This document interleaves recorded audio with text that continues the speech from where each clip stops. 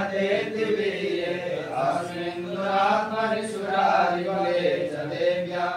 आङ्गोष्ठवो प्रणतिनां रसिरोदरां सा भागीप्रहर्षकुलकोद्गमचारुदेहा दिव्या यया प्रथमिदं जगदात्मसाख्या निःशेषदेव गणशक्तिसमूहमूर्त्या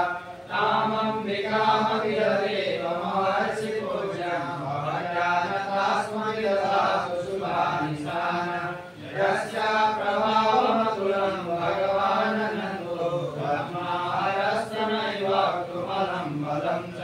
सा चण्डिका किल जगत्परिपालनाय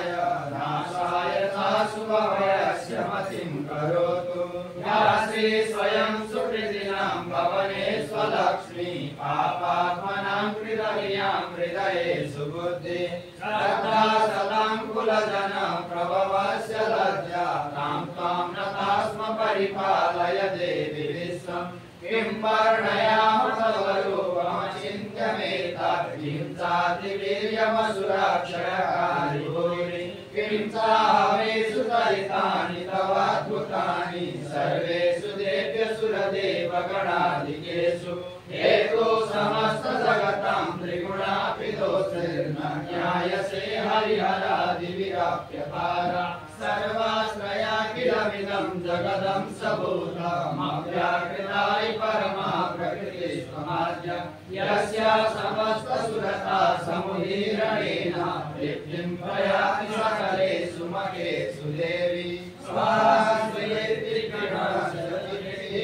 गुरुचार्यसे त्वमतये वचनेश्वरा च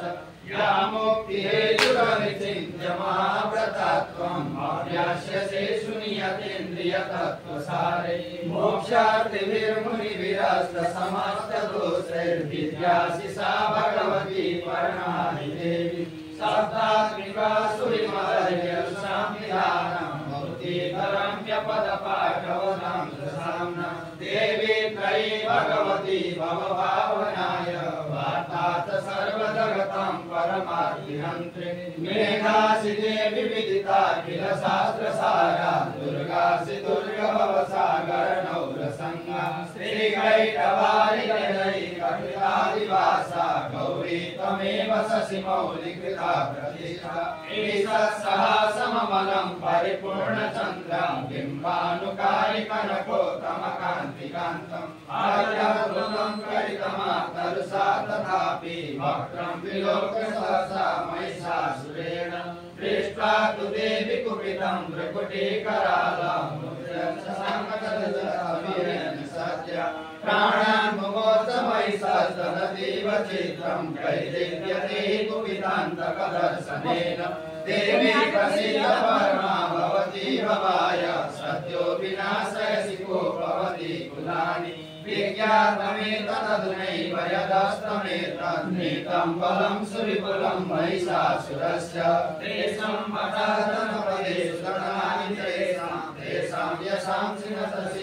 धर्मवर्गम् अन्यास एव निवृत्ता बलवीत्यधारा तेषां सदा विजयता भवति प्रसन्ना कर्माणि देवि सकलानि सदैव कर्माण्यत्यादृता प्रतिदिनं सुकृति करोति सर्वं प्रयाति च ततो भवति प्रसादा लोकत्रयेऽपि फलदा ननु देवि तेन दुर्गे स्मृता हरसि भीतिमशेषजन्तो स्वस्ति स्मृता मतिमतीव शुभं ददासि दारिद्र्यदुःखभयहारिणि कामधन्या सर्वोपकारकरणाय सदा प्रतीता देवीर्हते जगदुपैति सुखं तथैते कुर्वन्तु नाम नरकाय चिराय पापं संग्राममृत्युमधिकं यदिमं प्रयान्तो मत्वेति नूनमहितान् विनियांसि देवी दृष्ट्वैव किं न भवति प्रकरोति भस्मा सर्वासुरानरसिरत्रयोषि सहस्रम्